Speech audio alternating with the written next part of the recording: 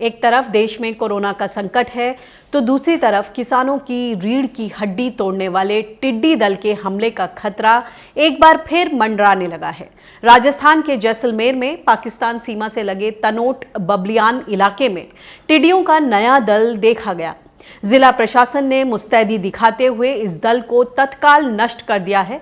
हालांकि मई में इसके सक्रिय होने की आशंका बढ़ गई है क्योंकि पाकिस्तान के बलूचिस्तान में टिड्डियों का प्रजनन जारी है।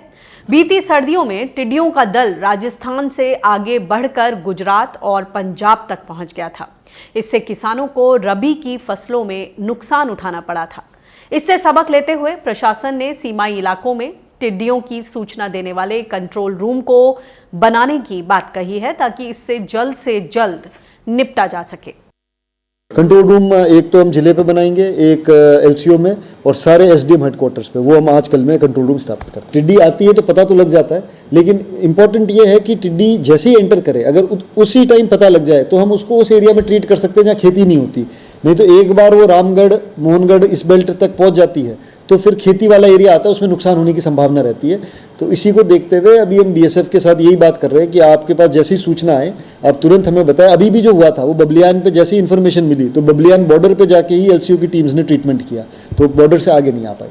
और इस विषय पर हमारे साथ बातचीत करने के लिए प्रोफेसर अनिल चंगानी जी जुड़ गए हैं, जो कि हेड ऑफ द डिपार्टमेंट हैं महाराजा गंगा सिंह यूनिवर्सिटी बीकानेर से। अनिल चंगानी जी, स्वागत है आपका किसान बुलेटिन में। ये इस बार फिर से जैसलमेर में टिड्डियों के हमले की आशंका जताई जा रही है। देखा गया कि तनोट इलाके में छोटे छोटे स्वाम्स टिड्डियों के देखे गए। क्या कहेंगे इस वक्त कोरोना के संकट के बीच किस तरह की मुस्तैदी की जरूरत है कि वक्त रहते इन पर कंट्रोल पाया जाए? जी, ऐसा है कि इस बार मेरे ख्याल से इतिहास का सबसे बड़ा स्वाम आया और काफी लंबे टाइम तक थार डेजर्ट में गुजरात में करीब 4-6 महीने तक वो स्वाम टिका रहा था।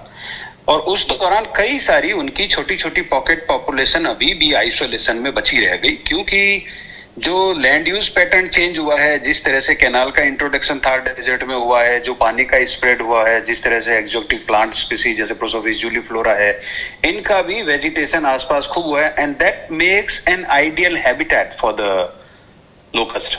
तो आप इस सब के बीच क्या सुझाव देना चाहेंगे सरकार को? जिस तरह के वहाँ के जो डिस्ट्रिक्ट कलेक्टर हैं नमित मेहता जी का कहना है कि पॉसिबिलिटी है एक अच्छे खासे अटैक की मई में, और एग्रीकल्चर डिपार्टमेंट को सूचित कर दिया गया है, बॉर्डर सिक्योरिटी फोर्स को सूचित कर दिया गया है और इसके लिए जल्द ही प्रोटोकॉल तैयार होगा कंटेन करने के लिए। मगर इसमें क्या करने की ज़रूरत है? युद्ध स्तर पर काम करने की ज़रूरत है ताकि कोई और लापरवाही सामने ना आए, क्योंकि हमने देखा है पिछले दिनों भी किसान भाइयों को बहुत ही ज़बरदस्त नुकसान उठाना पड़ा है।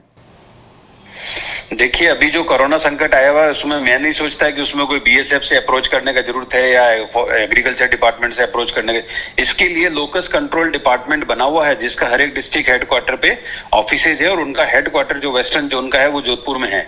और उसी डिपार्टमेंट को रिगरस सर्वे, इमीडिएट सर्वे स्टार्ट कर देने चाहिए लोकल एडमिनिस्ट्रेशन के साथ में मिलके, विलेज पंचायत के साथ मिलके, और अपना रेगुलर विजिट फील्ड में करना चाहिए और पॉपुलेशन आइडेंटिफाई करके ब्रीड करके वो स्वाम बाहर निकले उससे पहले उसको कंट्रोल करना पड़ेगा। कंट्रोल करने के लिए पिछली बार भी जिस तरह के पेस्टिसाइड्स का इस्तेमाल किया गया उस पर सवाल उठे थे, क्योंकि काफी देरी से जागे और लीथल कॉम्बिनेशन जो है पेस्टिसाइड्स का उसका इस्तेमाल किया गया। अब आप किस तरह का सुझाव सामने रखना चाहते हैं? ना, मेरे ख्याल से इसमें जो वर्ल्ड ओवर आइडेंटिफाइड जो लीथल हो, चाहे वो जैसे भी पेस्टिसाइड वो आइडेंटिफाइड है। हाँ, इसमें कोऑर्डिनेशन हम ये कर सकते हैं कि जहाँ पे ग्रेट इंडियन बस्टर्ड के ब्रीडिंग साइट्स हैं वहां पे चूंकि लोकस उसकी डाइट का बहुत बड़ा एक हिस्सा है, कई सारे रेप्टर्स है, कई सारे शेड्यूल 1 की बर्ड्स की स्पीसीज हैं जो इनके ऊपर सर्वाइव करती है, कई सारे रेप्टाइल्स ऐसे हैं जो इनको खा के सर्वाइव करते हैं लोकस को। तो जो नेचुरल इकोसिस्टम में जो उसको प्रीडेट करते हैं, जो उसके नेचुरल प्रीडेटर हैं, ऐसा नहीं हो कि हम जो पेस्टिसाइड डालें उससे वो मर जाए। तो इसमें कॉम्बिनेशन को ऐसा करना पड़ेगा कि इनको कोऑर्डिनेट करना पड़ेगा वन विभाग के साथ में। वन विभाग को ये बोलना पड़ेगा कि हम आज सुबह अर्ली मॉर्निंग इस इलाके में स्प्रे करेंगे, तो आप हमें आइडेंटिफाई करके वो इलाके बता दो जहाँ पे ग्रेट इंडियन बस्टर्ड की ब्रीडिंग पॉपुलेशन है या जहाँ उनकी आबादी है, जहाँ पे कोई रेप्टर स्पीसीज है या शेड्यूल 1 की प्रजाति रहती है, तो आप उनके साथ कोऑर्डिनेट करो। And eight many areas they did that in the past.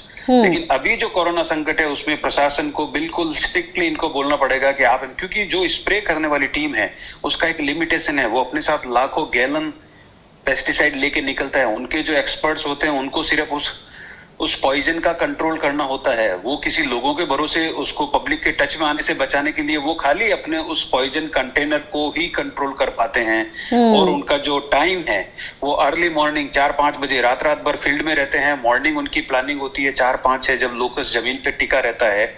दिन होने से तो वो पो पट्टे के बाद तो उड़ जाता है, सवेरा होने के बाद उसको उससे पहले ही स्प्रे करके मारना होता है। एंड उनका एक लिमिटेशन है, जो स्टाफ की लिमिटेशन है, वो कहते हैं साहब स्प्रे करके हम ये उसका आफ्टर इफेक्ट ऑब्जर्व करने या हम नहीं जा सकते। इसके लिए तो या तो एग्रीकल्चर डिपार्टमेंट आए या फॉरेस्ट डिपार्टमेंट आए या कोई और अथॉरिटी को गवर्नमेंट इसमें मॉनिटर करने के लिए हमारे साथ लगा दे। जी, यानी कुल मिला के स्थिति यह है कि रिग्रस फील्ड वर्क करने की जरूरत है, इमीडिएट सर्वे हो और वॉर फुटिंग पर इसमें काम हो, और जितने भी संबंधित विभाग हैं उनमें एक अच्छा तालमेल हो, ताकि ये जो विपदा है ये और बड़ी हो, भयंकर बने, उससे पहले ही उस पर काबू पाया जा सके। जी, अभी जो स्टॉक बचा हुआ है यहाँ पे definitely that is going to come. अभी पूरी आबादी जो पिछला स्प्रे हुआ था उसमें मरी नहीं है, ये वो डिपार्टमेंट के लोग खुद बताते हैं। और इस बार पूरी आबादी कैनाल के आसपास के इलाकों में कई जगह पॉकेट्स में बची हुई है जहाँ पे अनअप्रोचेबल रोड्स हैं, सैंड ड्यून्स है, व्हीकल्स वहां जा नहीं सकते। तो इसलिए सर्वे करने के लिए या तो आप ऊंट यूज करेंगे या कोई एरियल सर्वे करें या ड्रोन के थ्रू सर्वे करें। There are so many techniques जी। तो हमें इसको इमीडिएट आइडेंटिफाई करके वहां पे एक्शन करना पड़ेगा। बहुत बहुत शुक्रिया इस जानकारी के लिए, इस इनसाइट के लिए। Thank you so much.